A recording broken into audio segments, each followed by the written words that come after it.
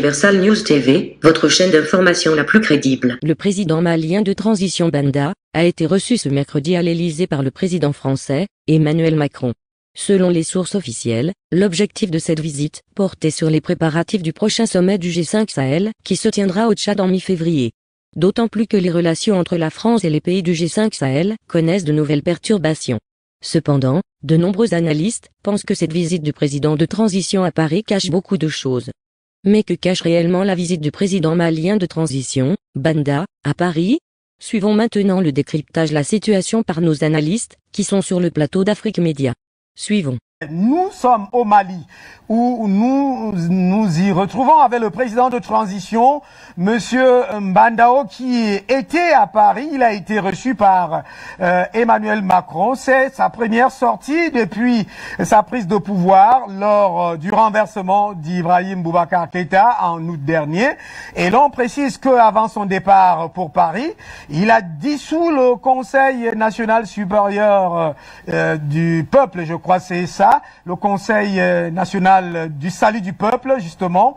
Et ce qui intrigue beaucoup, c'est comme si en réalité, Paris a justement refait les choses à sa faveur au niveau du Mali dans la perspective de la préparation du sommet du G5 Sahel, lui qui va se tenir au Tchad, à N'Djamena. Et l'on sait déjà que le président Idriss Déby a été rencontré par Emmanuel Macron, le président de Mauritanie, le président du Niger aussi. Alors, Jonathan Batangene, voilà encore une réalité africaine. Il s'agit du G5 Sahel, mais nous entrons là avec la situation au Mali. Le Mali, les militaires semblent avoir tourné le dos au peuple. C'est ce que certains disent. Il s'agit de la réelle politique africaine. Non, les militaires maliens sont revenus à la réalité. Il y a eu un moment pendant lequel ils ont rêvé de panafricaniser leur débat ou bien leur combat. Est-ce qu'ils ont rêvé longtemps? Non, ils ont déchanté très vite. Merci. Ils ont déchanté très vite, surtout que le cas malien est très très spécifique. Vous savez que la plus forte diaspora du Mali est en France. Et c'est une diaspora qui est assez bien intégrée là-bas. Et cette diaspora a développé des liens avec l'institutionnel français à un niveau très élevé. Et cela limite les capacités du Mali à se penser indépendamment de la France. Donc il y a cette contingence dont il faut toujours tenir compte. Et il faut aussi noter que le plus grand apporteur de l'aide au développement par la communauté malienne, c'est la diaspora malienne en France. Donc au niveau déjà des devises, c'est un gros poids que de peser dans l'économie du Mali à partir de Paris. Paris est donc l'équation nécessaire pour le Mali. Et François Hollande avait commencé à repenser la géopolitique de la France à partir du problème malien. Parce que lorsqu'il fallait redéfinir l'ancrage par lequel la France devait revenir sur les terrains africains, François Hollande avait pensé que la question des djihadistes au Mali était une opportunité, une aubaine. Et c'est à partir du Mali que la question de G5 Sahel a commencé à se poser.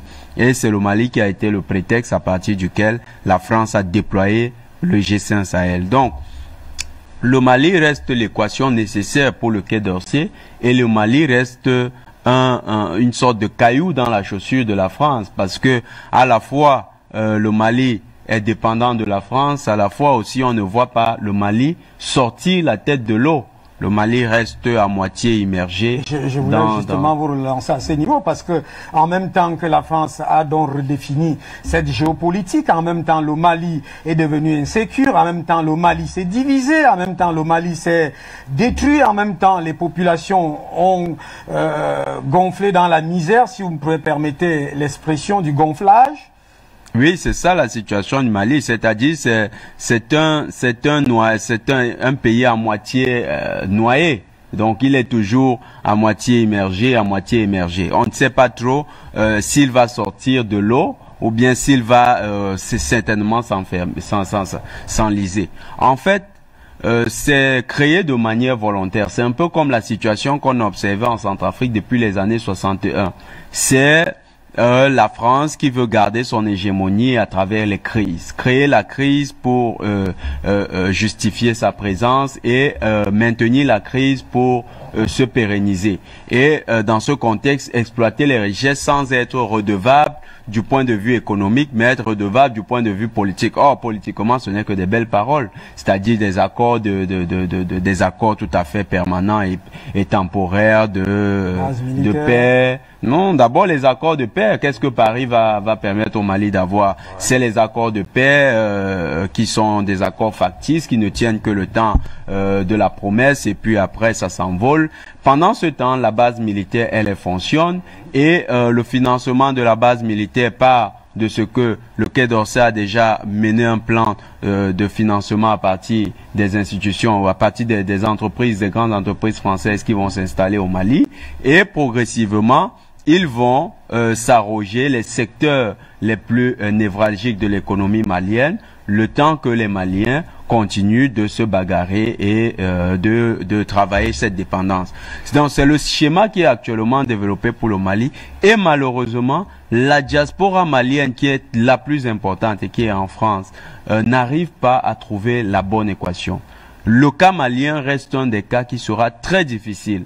Soit le Mali, pour résoudre cette situation, sera obligé de faire comme le Sénégal, c'est-à-dire totalement rentrer dans une coopération avec la France et proposer cette fois-là des termes de coopération qui sont un peu plus avantageux à leur égard, ou bien ils seront dans la situation de la Centrafrique actuelle, la situation que la Centrafrique est en train vers laquelle la Centrafrique est en train de sortir, c'est-à-dire un pays de crise permanente. Si le Mali se laisse phagocyter par la France, le Mali va rester un pays de crise permanente. On aura toujours l'impression qu'après M. Ndao, il y aura un président qui sera bien sûr élu. Après son élection, cette élection sera contestée. Quelques années après, les rebelles ayant menacé et pris du terrain dans quelques périphéries, on va voir un groupe de militaires ressurgir en opposant les mêmes griefs que ceux qui avaient commis le coup d'État par le passé. Et on recommence avec un gouvernement de transition et des élections factices qui recommencent le schéma. La diaspora malienne en France a donc une grosse responsabilité. Soit elle continue de jouer ce jeu et le Mali va être un gros caillou dans la chaussure de toute l'Afrique, soit elle décide véritablement de prendre son envol et rompre les relations avec Paris. Ça sera un effort narcissique. Si les Maliens ne font pas cet effort, il y a de fortes chances que le Mali sera la Centrafrique de demain. Merci. Merci Jonathan Batangene avec des analyses bien pointues.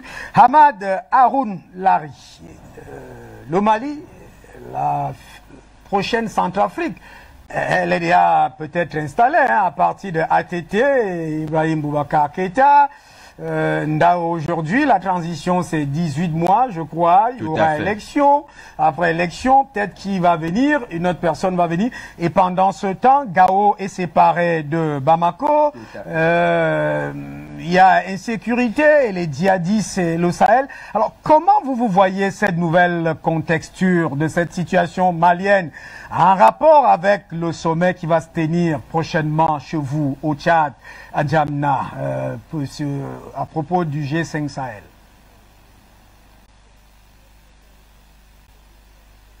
C'est bien. J'ai bien suivi mon prédécesseur, mais il a bien dit. Vous savez, les problèmes maliens, c'est similaire avec les problèmes tchadiens.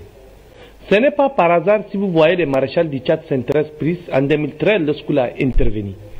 Nous, par exemple, moi, ma génération, nous sommes nés et grandis dans la guerre. Nous, on connaît ce qu'on appelle la guerre.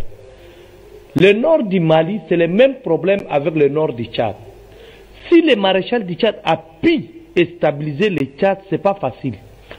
Aujourd'hui, si le maréchal, lorsqu'il décide de prendre le relais pour diriger le G5 Sahel, c'est pour un but.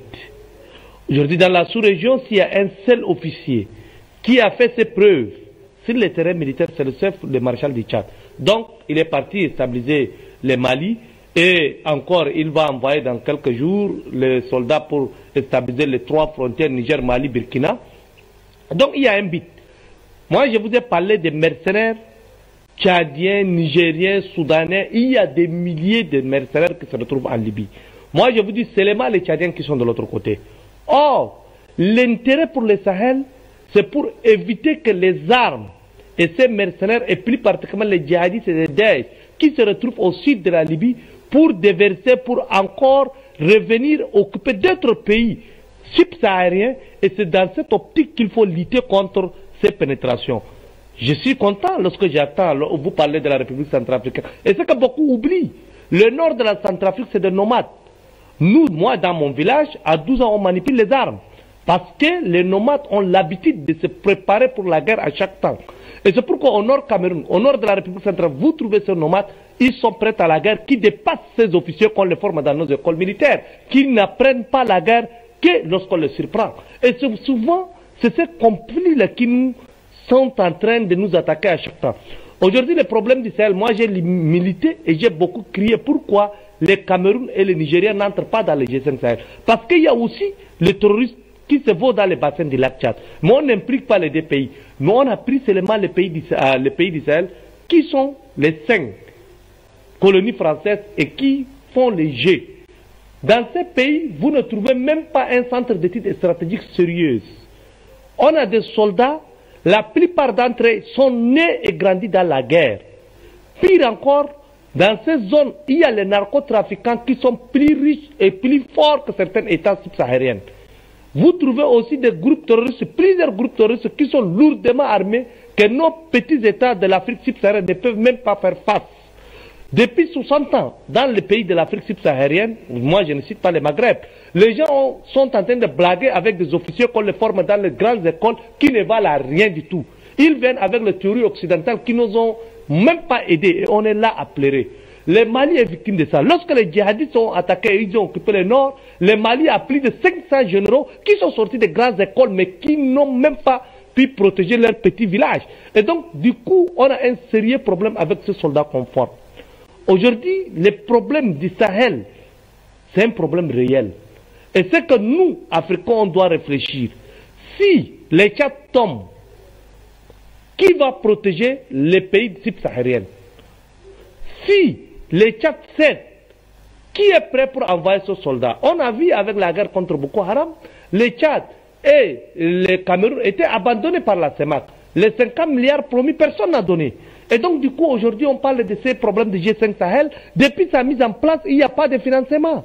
Ces pays du G5 Sahel, les gens ne veulent pas mettre de moyens. Ils ne veulent pas mettre de personnel. Ils ne veulent pas mettre de moyens. Parce que les militaires qu'on a formés dans les grandes écoles, ils ne sont pas prêts pour donner leur vie, pour protéger la nation.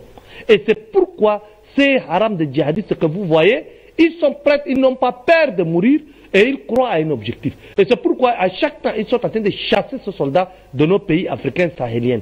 Donc du coup, moi, ce que j'attends de ce sommet d'Injamena sur le G5 Sahel, c'est que ces pays, les pays du G5 Sahel, doivent mettre de moyens. Le Mali est riche, le Burkina est riche, la Mauritanie est riche. Mais on ne peut pas attendre seulement des petits bandits avec des pick-up qui viennent saboter nos soldats lourdement, on les a formés avec l'argent des contribuables, mais ils n'arrivent même pas à nous protéger. Non. Il faut qu'on arrête avec ça. Si les maréchals du Tchad s'engagent, il faut que les autres aussi s'engagent. Nous, on croit que les Tchad se sacrifient parce qu'on est habitué à se sacrifier. On a perdu plusieurs vies, plus que tout autre, plus que les Maliens au Mali. On a perdu plus que les Nigériens au Niger. On a perdu plus que les Burkinabés au Burkina. Donc, il faut que ça arrête. Il faut que tout le monde contribue. Donc, le sommet d'Injamena, le maréchal, nous, ce qu'on attendons de lui, que les chefs d'État du G5 Sahel et les différents partenaires doivent mettre les moyens. Si on envoie des soldats pour mourir, il faut que les autres soldats aussi comprennent que la vie qu'on donne, c'est pour protéger nos nations. Aujourd'hui, vous voyez, dans les forces de CBLT, il y a les Bénin qui envoient ces soldats pour apprendre comment les gens combattent le terrorisme. Et ils ont vu, ils ont appris avec le Cameroun, le Nigeria, le Tchad, comment ils sont en train de structurer et mettre leurs soldats. Donc nous, ce qu'on attend des autres, c'est de ne pas compter sur des partenaires, c'est de compter sur nos moyens. Même si c'est plus maigre comment, il faut qu'on compte sur ces moyens. Le Tchad a vécu plus de 60 ans de guerre. Et le Tchad n'a pas attendu des partenaires pour revenir. On a vu les forces étrangères qui étaient là, mais personne n'est intervenu pour aider le Tchad. La Centrafrique a souffert avec la France. Aujourd'hui, c'est la Russie. La Russie va nous aider avec les techniciens et autres. Mais si les Centrafricains ne prennent pas les armes, ne peut pas être. Les problèmes maliens, je dis et je répète, le Tchad, avec le maréchal du Tchad, il a tendu les mains. Notre confrère a parlé des mercenaires que le Tchad doit faire. Les mercenaires sont condamnés par le droit international. Ce n'est pas le Tchad qui doit faire quelque chose. Mais les mains tendues du maréchal du Tchad depuis des années, même ceux qui ont tenté à sa vie, il les a pardonnés, il les a intégrés. Par contre, il y a des mercenaires qui étaient pardonnés, qui ont intégré la nation tchadienne. Après, ils sont partis en République centrafricaine, comme le général Baba Ladé, a été arrêté par la FOMAC et remis au Tchad jusqu'à il est en prison. Donc il y a beaucoup de gens comme ça, mais le Tchad fait l'effort. Le problème malien, c'est quoi? Les Maliens, la majorité d'entre eux, les rebelles qui étaient au nord, beaucoup étaient dans le groupe armé en Libye. Et dès qu'ils rentrent, ils n'ont pas eu cette intégration. Les Maliens coupés en deux, c'est du nord et c'est du sud. Au lieu que les Maliens s'entendent entre eux, ceux du sud sont en train de se battre sur le gâteau de partage de pouvoir. ATT, on a fait le coup d'État. Bandao est parti. Ibeka a semé de... Donc on connaît tout ce qui s'est passé. Mais si ce n'est pas compté seulement sur la France. Ce n'est pas compté sur l'armée tchadienne, non. Ce n'est pas compté sur les Russes. Mais les Maliens eux-mêmes doivent s'entendre, sécuriser leur propre territoire, former leur armée, les milliers de soldats, les 500 ou presque 1000 généraux qui sont à Bamako là. Pourquoi ils ne descendent pas au nord? Il faut que les Kijé soient à Tombouctou. Pourquoi ils ne partent pas à Kidal? C'est à eux, ce n'est pas aux partenaires. Les forces de l'ONU sont là. Mais ce n'est pas à eux de protéger leur population. Ils sont là pour le maintien de la paix, mais pas pour le rétablissement de la paix. Il faut que les gens comprennent ça. Il faut que les Maliens eux-mêmes prennent conscience que le destin des Maliens appartient aux Maliens et que les soldats maliens sont formés et payés pour mourir pour le territoire, pour défendre l'intégrité du territoire malien et défendre l'intérêt vital des Maliens. Pas laisser à n'importe quel prédateur. Moi j'ai dit l'autre fois, parce qu'aujourd'hui le Sahel non seulement convoité par la France, comment vous pouvez comprendre que le Sahel on veut combattre le terrorisme, mais les forces Barkhane se retrouvent à Our, à 3000 km d'N'Djamena, dans les montagnes de Tibesti, là où il y a beaucoup d'or. Ça pose des questions. Et encore, on a eu d'autres forces, à part les forces françaises au Sahel, on a les Américains, on a eu les Chinois, et maintenant on a les Turcs qui viennent s'installer à Djibouti. Pire encore, les soft power turcs et chinois qui sont en train de se développer au nord Cameroun, au nord Nigeria, et que beaucoup des analystes ne sont pas en train de voir. Et on est en train d'attendre seulement les analyses occidentales, et on fait des analyses provinciales. Mais on néglige ces petits détails. Aujourd'hui, le Sahel, les Turcs disent que c'est l'ancien empire ottoman qu'on va revenir. Ils sont en train de développer leur idéologie. Les Chinois disent qu'on va revenir pour le partage de gâteaux. Il y a de l'eau douce qui se retrouve au Tchad, et au nord du Tchad et au nord du Mali, et que les gens veulent partager sans parler de l'or qui se trouve de l'autre côté. Donc du coup, c'est à nous, en tant qu'Africains, de nous réunir, de préparer notre esprit, de former nos militaires, et surtout de préparer nos géostratèges. Ces pays de G5 Sahel, je vous assure que c'est le seul pays en Afrique subsaharienne qui sont en danger, mais qui n'ont pas de géostratèges. Et ils ne consultent même pas de géostratèges. Beaucoup dans nos états-majors, dans nos ministères de défense, il n'y a même pas de penseurs civils. On a formé des militaires en France, aux États-Unis, pour défendre l'intérêt de ces pays-là. Mais ils ne sont pas là pour défendre l'intérêt de nos pays africains. Donc c'est pourquoi moi j'ai dit, il est urgent pour nous Africains de nous préparer chaque pays et chaque sous-région. Je prends l'exemple de la CEMAC avant de revenir sur la CEDEAO. CEMAC, nous ce qu'on doit faire, c'est de former nos forces militaires qui vont protéger les sous-régions. Parce qu'aujourd'hui, parmi les 5 sous-régions de l'Afrique, c'est l'Afrique centrale qui est plus riche. On a les déserts, on a les forêts, on a l'or, on a tout.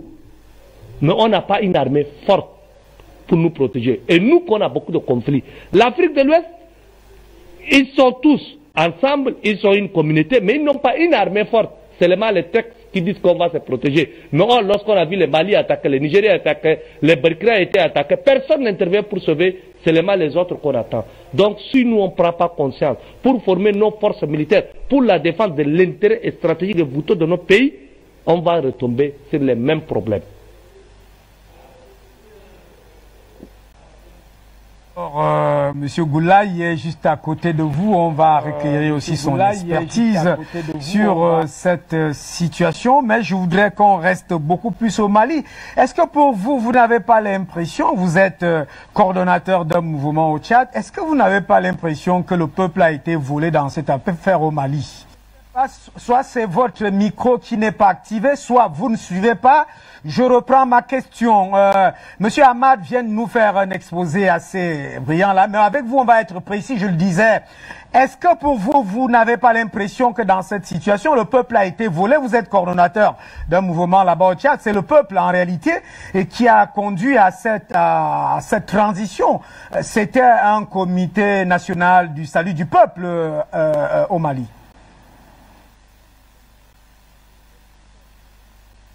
Tout ce qui s'est passé au Mali, nous avons suivi les infos et ça retrace exactement ce que vous avez dit. Le peuple a été volé et nous savons exactement ce qui est en train de se passer. Ce sont les conséquences parce que le pouvoir appartient au peuple. C'est le peuple qui a décidé, n'est-ce pas, de reprendre le pouvoir. Mais l'armée est venue, n'est-ce pas, au devant de la scène. Et aujourd'hui, ce qui se passe, ça dit clairement que l'armée, cette armée qui a pris le pouvoir, sait que vraiment la population a tout à fait raison et qu'en principe on devait les laisser, n'est-ce pas, conduire cette transition dans des normes. Mais hélas, l'armée a pris et on a été brutalisé, la population a été brutalisée.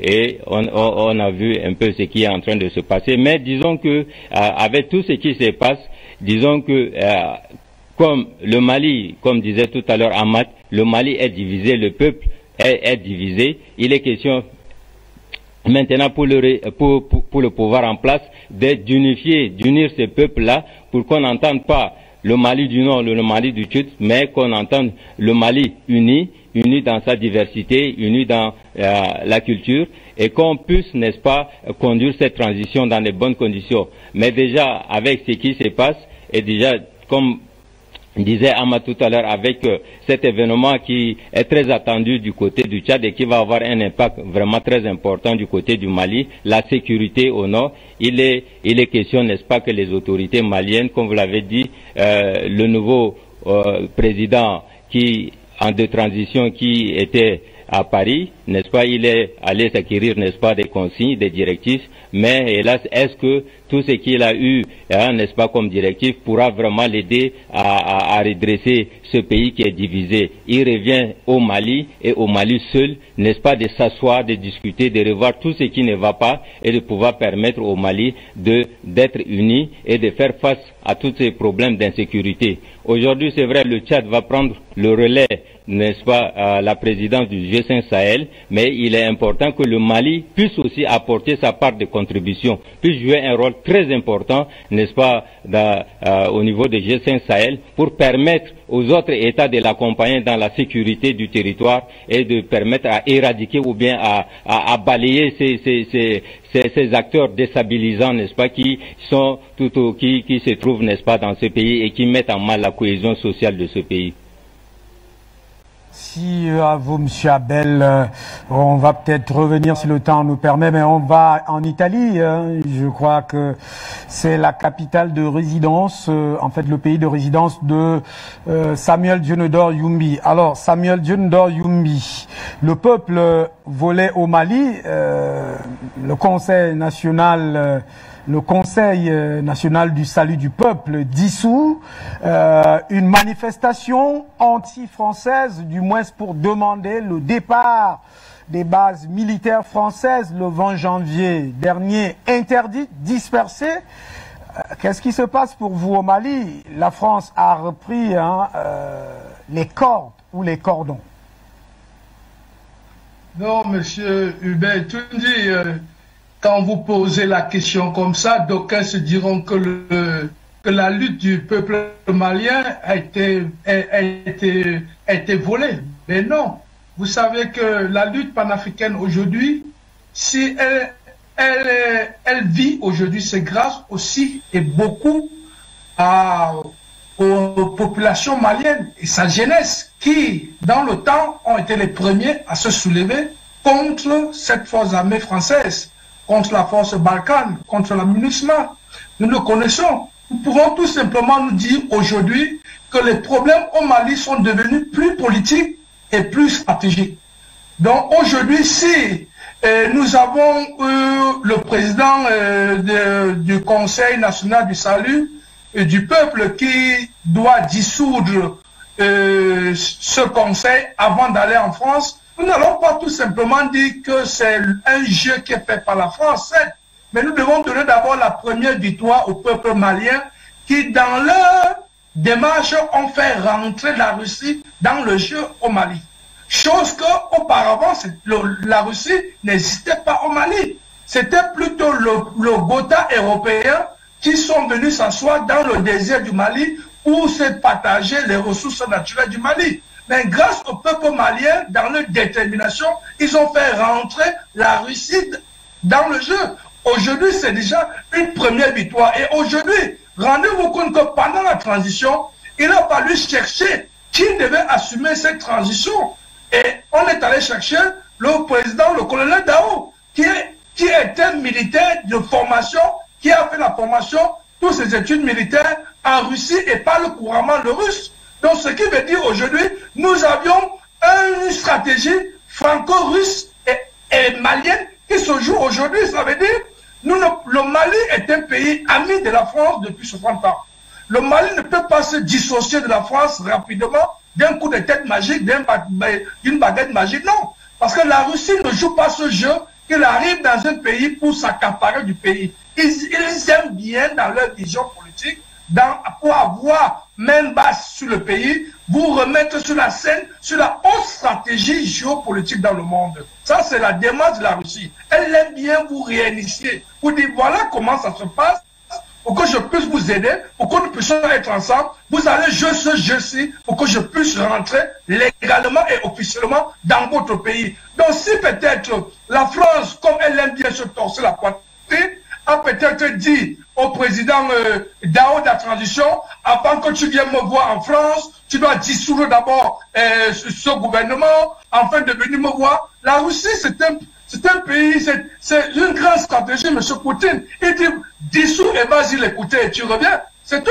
Parce que le Mali ne pourra pas aussi avancer sans écouter la Russie. Donc c'est tout à fait clair qu'aujourd'hui, c'est le peuple malien, même si le peuple malien est sorti et qu'on a eu à intercepter ces marches, tout ça, ça rentre dans la géostratégie qui est mêlée et qui est maîtrisée par la Russie aujourd'hui. Parce que nous devons le savoir que le Mali et le peuple malien, aujourd'hui, à 100%, ne veut plus entendre la France au niveau dans le Mali. Nous savons jusqu'à présent, le Mali est divisé en deux. Et la détermination panafricaine de ces jeunes Maliens et de ces jeunes Africains, aujourd'hui, c'est ça qui nous permet de résister. Parce que si les jeunesses africaines n'étaient pas matures et responsables, M. Hubert Toundi, je vous ferai savoir que ce qui se passe en Centrafrique aurait atteint tous les pays de la sous-région. Mais c'est grâce à la maturité, la détermination de la jeunesse à comprendre les faits stratégiques sur le terrain et géostratégiques politiques qui permet de ralentir aujourd'hui les ambitions de la France telles qu'elle avait voulu sortir en ce 21e siècle pour redessiner toute l'Afrique et en particulier la CEMAC. Donc aujourd'hui, ce qui se passe aujourd'hui au Mali, ce n'est qu'une victoire malienne et une très grande victoire pour l'armée malienne qui est en train de s'abreuver aujourd'hui auprès de la grande Russie qui leur demande de jouer ce jeu pour permettre qu'elle puisse revenir. Parce que ne soyez pas surpris que M. Dao, dès qu'il revient, il reconduit le même gouvernement qu'il a dissous. Ne soyez pas surpris qu'il revient et qu'on coupe le pont directement avec la France. Ne soyons pas surpris parce que c'est quoi? Aujourd'hui, le Mali se retrouve sur une position de force face à la MINUSCA, face à la MINUSMA, face à la post-Balkan. Et quand on se rend compte qu'il y a un sommet extraordinaire de la sous-région et de la CEMAC au Cameroun, où va participer le président du Tchad, M. Idriss Déby, et que dans 2 semaines, il va se retrouver dans le sommet avec le G5 Sahel. Rendez-vous compte qu'aujourd'hui, les peuples de la sous-région sont en train de prendre conscience qu'il faut se mettre ensemble pour une lutte globale. Et la lutte et l'objectif final dans cette lutte, c'est quoi? C'est fait partie de la France. C'est fait partie de la France qui n'a pas, depuis 60 ans, donné la stabilité aux pays africains pour pouvoir se développer et pouvoir s'émerger. Donc aujourd'hui, c'est une réalité que le Mali est dans une école de la haute stratégie moderne avec M. Poutine, et le Mali est en train d'observer et de travailler et de savoir. Quand M. Dao revient, le compte rendu qu'il passe avec M. Poutine, avec l'ambassadeur de Russie au Mali, c'est un Russe qui donne ce compte rendu. Il a fait l'école militaire en Russie, il parle bien couramment russe, donc ça veut dire il part en tant que, disons que c'est un fils russe qui s'en va en France, écoutez le blabla français depuis 60 ans, et il revient, ils vont décider entre eux ce qu'ils ont à faire. Parce qu'il ne faut pas l'oublier que ces jeunes soldats, ces jeunes officiers supérieurs maliens qui ont délogé M.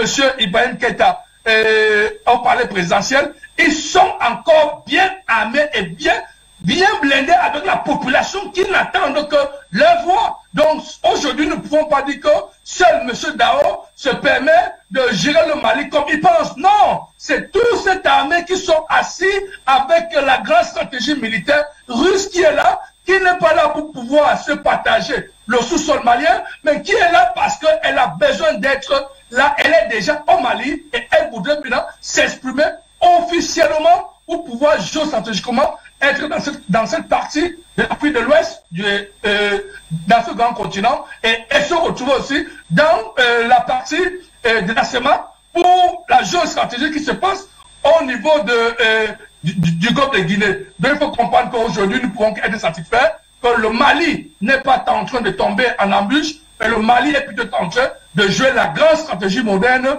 que la Russie est en train de la porter sur cette trajectoire pour qu'ensemble, maintenant, tous ces pays du G5 Sahel et la CEMAC, s'ils se mettent ensemble, imaginez, M.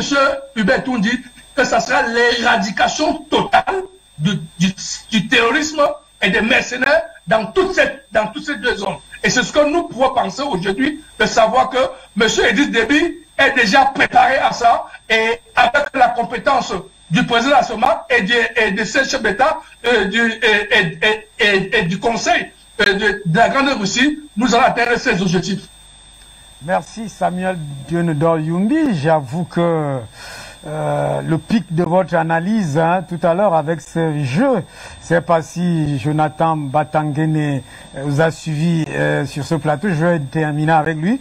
Je vais vers Monsieur Ahmad qui peut-être a bien écouté cela. Alors, Samuel Dionedor Yumbi estime que le peuple n'est pas en perte et que certainement dans les coulisses, il se joue une affaire très très intéressante dont les enjeux sont à venir. C'est-à-dire M. Mbandao qui est allé à Paris a certainement eu un ensemble de discussions aussi avec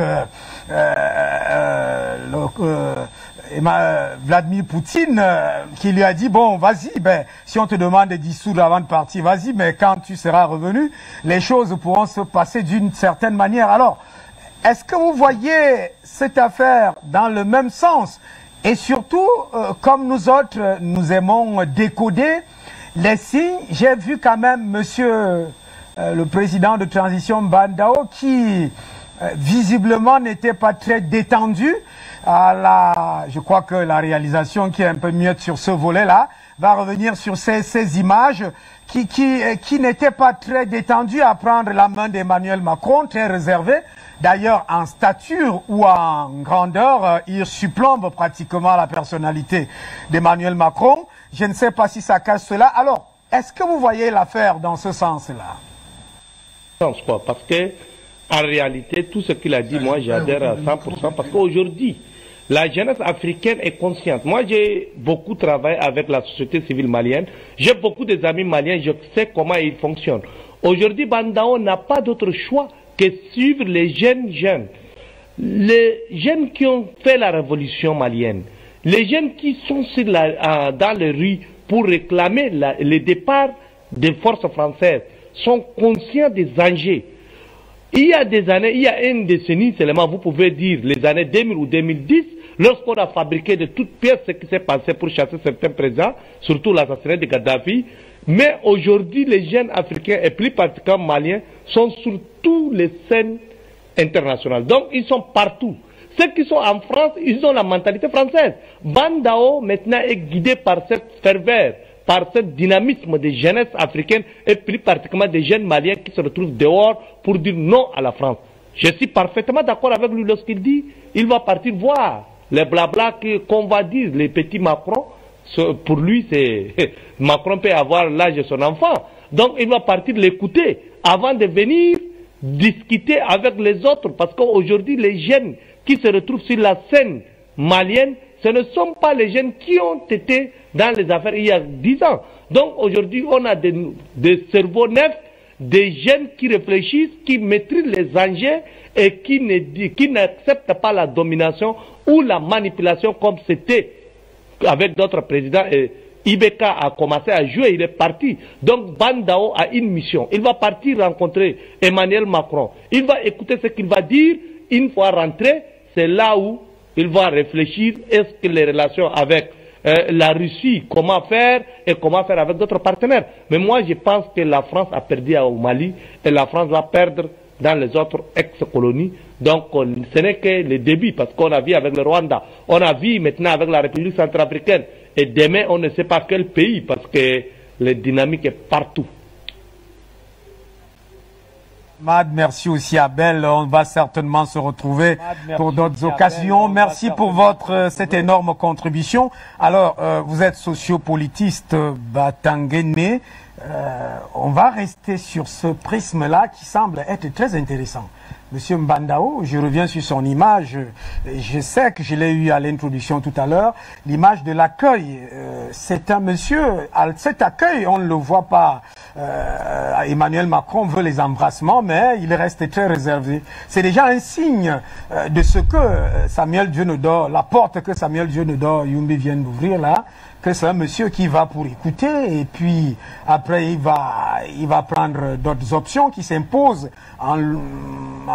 avec la logique du peuple et surtout des conseils russes, surtout que lui-même a été formé en Russie, il parle couramment russe, donc il est dans ce réseau. Oui, il y a ça, une réticence, c'est ainsi qu'on pourrait parler, une réticence, une prudence vis-à-vis de Paris. Parce que il a vu comment Ibrahim Boubacar Keïta s'est fait mener en bateau et malgré le soutien de Paris et des médias de Paris, Ibrahim Boubacar Keïta a essuyé une révolution. Il est sorti carrément par la petite porte. Donc pour lui c'est pas la meilleure option. Il faudrait avec le Conseil national de transition qu'il parvienne à remettre le pays sur les rails. C'est une très bonne posture qu'il adopte là, la posture prudente, et une certaine distance. Mais il faut le faire avec beaucoup de diplomatie parce que Paris, en termes de capacité de nuisance sur le Mali, il faut rester réaliste, reste très élevé à ce niveau-là. Donc, maintenant, ça doit suivre avec un travail de fond. C'est-à-dire que les Maliens qui sont actuellement sur d'autres dispositions devraient travailler à faire sortir Paris d'abord du point de vue militaire. Ça va passer par un ensemble de sacrifices, un ensemble de nouvelles alliances pour reconfigurer la place militaire malienne. Parce qu'à tout prix, il faut que le Sahel, dans sa perspective géolocale malienne, devienne une terre sous contrôle de l'armée malienne. Là, je suis d'accord avec le docteur Ahmad de l'autre côté. Parce que si l'armée malienne contrôle le Sahel, effectivement, les dynamiques politiques internes au Mali vont être davantage contrôlées par le peuple malien.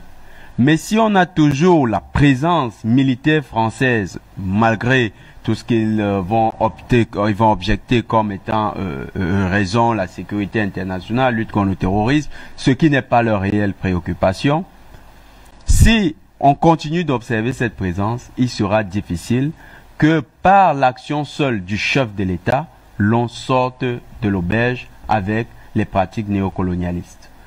Il faut à tout prix que cela s'intègre dans un programme de telle sorte qu'à une certaine échéance, les Maliens demandent le départ de l'armée française. Et bien sûr, il faut tenir compte parce que l'action, et j'aimerais mettre ça, l'action actuellement de coordination qui est en train de s'organiser au niveau de l'Afrique centrale, doit être le point de départ d'une synergie de riposte globale de l'Afrique aux questions de sécurité sur notre territoire. C'est pour ça que vous avez parlé de guerre. Tout à fait. L'action que la CEMAC va mener, puisque tout à l'heure aussi, le docteur Ahmad a parlé de G5 Sahel, et comme pays de la CEMAC est membre du G5 Sahel, ce pays doit prendre des actions énergiques. Vraiment, la question des mercenaires, ça doit être au cœur des discussions des chefs d'État. Parce qu'il ne faut plus que des mercenaires d'Afrique centrale se retrouvent sur des terrains de guerre. Quand ils sont quelque part, il faut qu'il y ait une force qui soit mobilisée pour les neutraliser. Parce que c'est ce que font également les États-Unis et la France. Chaque fois que leurs mercenaires sont engagés sur des territoires et qu'ils sentent que ça peut avoir un effet boomerang, ils neutralisent leurs propres mercenaires. Ils ne leur permettent même pas d'avoir un procès. Ils les neutralisent sur le terrain de guerre. Ça doit être une politique systématique que les pays d'Afrique centrale adoptent. Maintenant, sur le cas malien, les Maliens doivent d'abord montrer des signes qu'ils veulent s'émanciper de la France. De retour de Paris, l'on va observer, on va continuer d'observer le comportement ou bien les nouvelles orientations du président Ndao. S'il prend des orientations en faveur de Paris, il faudra prendre acte. Parce que là, il ne faut pas que les Africains soient... Le combat panafricaniste ne doit pas aussi se bercer d'illusions.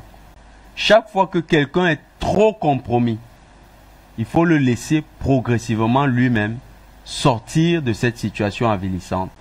C'est lui qui doit être la première personne à marquer le geste de la décolonisation, puis être appuyé par ses pairs africains. Dans le cas malien, de manière directe, vous pensez que Samuel Doe Yumbi a ouvert une grande porte là? Tout à fait, mais je reste réaliste sur ce cas malien particulièrement. Oui.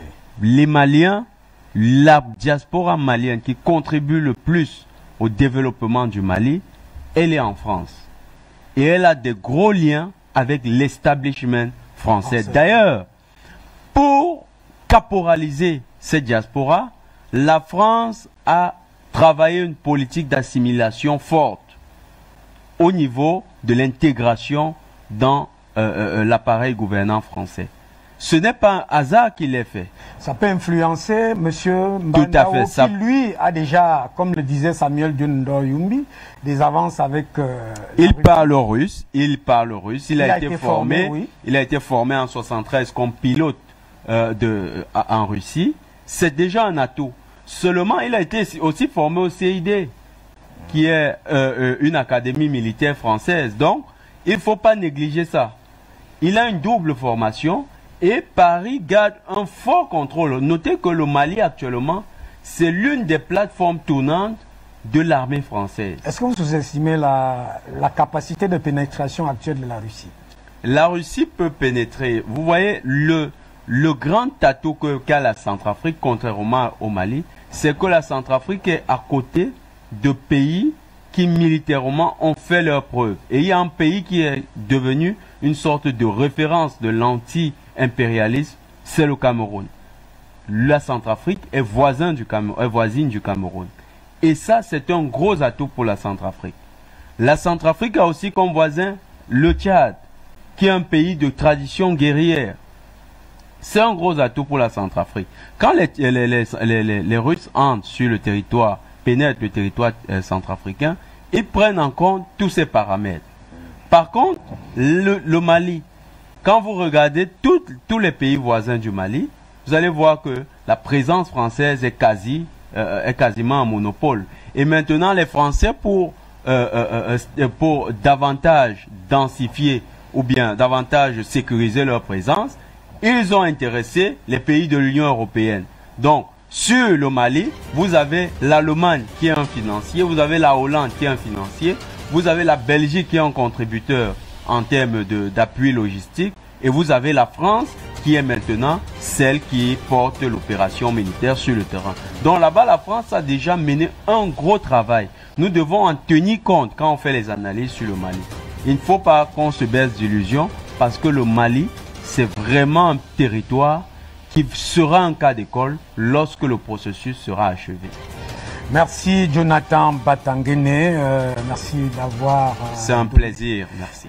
Merci à vous, merci à Ahmad, Dr Ahmad, merci à Belle, merci à ceux-là, des réfugiés qui sont aujourd'hui, on a découvert cette communauté souffrante, gémissante, plaignante de réfugiés, et en voyant ces images, parce que Monsieur Oumar Salam, de réfugiés centrafricains, ne cessait de dire, ceux qui sont derrière nous, ils dorment sur des cartons, ils n'ont pas mangé, ils gémissent, ils peinent.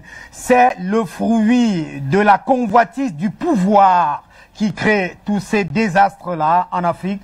Il a lancé l'appel, en principe, que les Africains puissent être conscients de tout cela. C'était justement le Mali, mais aussi au niveau de la Centrafrique, en rapport avec la CEMAC.